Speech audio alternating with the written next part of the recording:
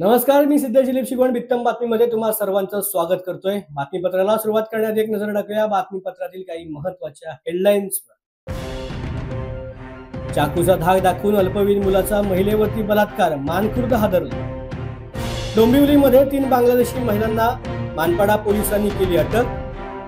ठाणे जिल्ह्यामध्ये आढळले 17 bogus doctor.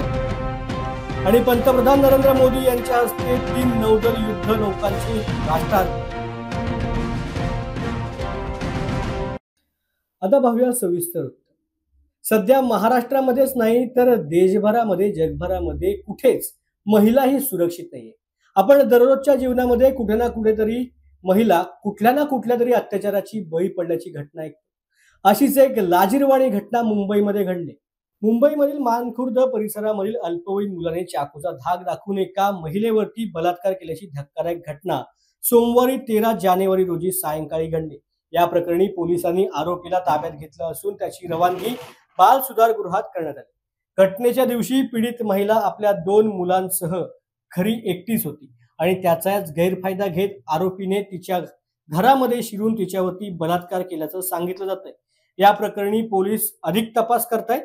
आरोपी अल्पवयीन आहे की नाही याची पुष्टी करण्यासाठी पोलीस त्याच्या जन्माच्या कागदपत्रांची आणि इतर कागदपत्रांची देखील पडताळणी करतायत। वय पडताळणीच्या निकालावरून पुढील कारवाई निश्चित केली जाईल असे मानखुर्द पोलिसांनी स्पष्ट केले। मात्र या घटनेनंतर परिसरामध्ये एकच खळबळ माजली। आता बातमी आहे डोंबिवलीमधून। डोंबिवलीमधून 3 बांगलादेशी महिलांना पोलिसांनी अटक केली। कल्याण डोंबिवलीमधील बांगलादेशी घुसखोरांच्या विरोधामध्ये पोलिसांनी कारवाई आपली सुरूच ठेवली। डोंबिवलीमधील काळेगाव परिसरामधून 3 बांगलादेशी महिलांना अटक करण्यात आली। मजुरी काम करण्यासाठी या महिलांना आणण्यात आले होते। या महिलांना कोणी आणले याचा मानपाडा पोलिसांकडून आता तपास सुरू झाला।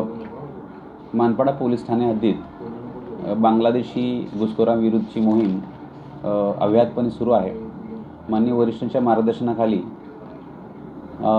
आतापर्यंत 4 ते 5 कारवाया आम्ही करून बांगलादेशी पुरुष स्त्रिया असतील यांना आम्ही कारागृहात पाठवलेला आहे। काल दिनांक 14 जानेवारी दिवशी सुद्धा आम्ही एक कारवाई करून त्यामध्ये 3 बांगलादेशी महिलांना पाटील चाळ कोळेगाव येथून ताब्यात घेतलेला आहे। त्यांच्याविरुद्ध पासपोर्ट ॲक्ट, फॉरेनर्स ॲक्ट अन्वये गुन्हा दाखल करून त्यांच्याकडे आम्ही आता अटक करून त्यांना पोलीस कोठडी दरम्यान अधिक विचारपूस करणार आहे आणि पाहिजे आरोपींचा शोध घेत आहोत। ठाणे जिल्ह्यामधून एक धक्कादायक बातमी समोर येते। ठाणे जिल्ह्यामधून 17 डॉक्टर हे बोगस असल्याची माहिती माध्यमांसमोर आली। ठाणे जिल्हा आरोग्य विभागाची वार्षिक आढावा बैठक नुकतीच संपन्न झाली। यावेळेला जिल्ह्यामधील आरोग्य यंत्रणा सक्षम करण्यासाठी विविध उपाययोजना राबवण्याबाबत आढावा घेतला गेला। तर मागील वर्षभराच्या कालावधीमध्ये जिल्ह्यात 17 बोगस डॉक्टर आढळल्याचं यावेळेला समोर आलंय। याच पार्श्वभूमीवरती जिल्हास्तरीय बोगस डॉक्टर शोध आणि पुनर्विलोकन समितीमार्फत खासगी सराव करणाऱ्या बोगस डॉक्टरांचा शोध घेण्यास तातडीने उपाययोजना राबवण्यासाठी उपजिल्हाधिकारी हरिश्चंद्र पाटील यांनी अधिकाऱ्यांना सूचना केल्या। घोडबंदर मार्गावरती जी वाहतूक कोंडी होती त्या वाहतूक कोंडीतून नागरिकांना आणि वाहन चालकांना दिलासा देणारी एक महत्त्वाची बातमी समोर येते। घोडबंदर विभागामधील वाहतूक विभागाच्या मदतीकरता आणखीन प्रशिक्षित 100 वाहतूक सेवक आता दिले जाणार आहेत। या संबंधीचे संकेत ठाणे महापालिका आयुक्त सौरभ राव यांनी पालिका मुख्यालयामध्ये झालेल्या बैठकीत दिले। तसेच वाहतूक कोंडीच्या समस्येवरून कायमस्वरूपी तोडगा काढण्याच्या दृष्टीने अवजड वाहनांसाठी ठाणे शहराच्या हद्दीबाहेर नवी मुंबई मीरा भाईंदर या ठिकाणी जागा उपलब्ध होण्याच्या दृष्टीने सर्वेक्षण चर्चा करून निर्णय घेतला जाईल असं देखील त्यांनी सांगितलं आहे। कल्याण डोंबिवली अग्निशामक विभागाच्या दलाकडून विद्यार्थ्यांसाठी एक नाविन्यपूर्ण उपक्रमाचं आयोजन करण्यात आलं। आग लागल्यानंतर कशा पद्धतीने प्राथमिक काळजी घ्यायची, कोणकोणत्या गोष्टी पहिल्या स्वरूपात करायच्या अशा गोष्टींची प्रात्यक्षिक आणि मार्गदर्शन विद्यार्थ्यांसाठी ठाणे डोंबिवली अग्निशामक दलाकडून देण्यात आले। ठाणे डोंबिवली महापालिकेच्या अग्निशामक दलाकडून शाळकरी विद्यार्थ्यांना प्रशिक्षण आणि प्रात्यक्षिके दाखवण्याचा हा उपक्रम सुरू आहे। 15 दिवसातून एका शाळेतील विद्यार्थ्यांना अग्निशामक केंद्रात बोलवून ही माहिती दिली जाते. आपत्कालीन परिस्थितीमध्ये विद्यार्थ्यांनी घाबरून न जाता काय उपाययोजना कराव्यात याबाबत जनजागृती निर्माण करण्याच्या उद्देशाने हा उपक्रम राबवला जात असल्याचं अग्निशामक अधिकाऱ्यांनी सांगितलं आहे. दर हफ्त्या 15 दिवसांनी आपण आपल्या परिसरातील शाळांमध्ये मुलांना प्रात्यक्षिक तसे प्रशिक्षण देत असतो. आज आपल्याकडे सेंट लॉरेन्स स्कूलचे आपलं मुंबाड्याचे सेंट लॉरेन्स इंटरनॅशनल स्कूलचे जवळजवळ 100-150 मुलं आलेली आहेत. आज आपण त्यांना फायरविषयी माहिती सांगितली. आग लागल्यावर काय करायला पाहिजे, काय नाही करायला पाहिजे, फायर ब्रिगेड कसं काम करतं, काय काय इक्विपमेंट आहेत आणि कुठल्या कुठल्या कॉलवरती आपण काय काय इक्विपमेंट यूज करतो अशी त्यांना थोडक्यात समजेल अशी माहिती आम्ही त्यांना दिलेली आहे. आपण नागरिकांना आग लागल्याचं आव्हान काय करायला?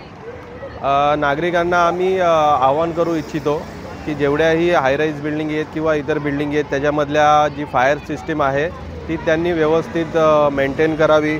दर 6 महिन्यांनी नियमाप्रमाणे प्रमाणपत्र फायर ब्रिगेडला येऊन त्यांनी सबमिट केलं पाहिजे. त्यानंतर आम्ही तपासणी करून त्या व्यवस्थित असल्याची खात्री करतो. तसेच आता आम्ही जनजागृती म्हणून शहरांमध्ये शाळा, कॉलेजेस, मार्केट ठिकाणी पत्रकं वाटतोय, स्टिकर चिपकवतोय की लोकांना जास्तीत जास्त जनजागृती फायरविषयी होईल यासाठी आम्ही प्रयत्न करतोय. देशाचे पंतप्रधान नरेंद्र मोदी आज मुंबईच्या दौऱ्यावरती होते. त्याचबरोबर त्यांनी नवी मुंबईचा देखील दौरा केला. मुंबईमध्ये असताना त्यांनी 3 युद्धनौका आणि 1 पाणबुडीचं देखील लोकार्पण केलंय. त्याचबरोबर त्यांनी इस्कॉन या मंदिराचं देखील नवी मुंबईमध्ये जाऊन लोकार्पण केल्याचं आज पाहायला मिळालं.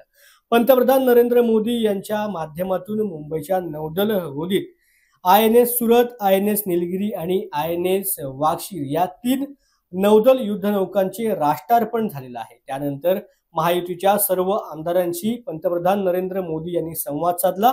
त्यानंतर त्यांनी खारघर येथील इस्कॉन मंदिराचा लोकार्पण देखील केलाय.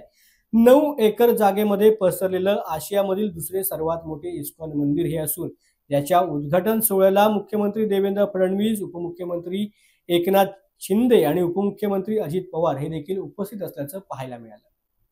वेळ झालाय बातमीपत्रात इथेच थांबायची. पुन्हा भेटू नवीन बातमीपत्रात. धन्यवाद.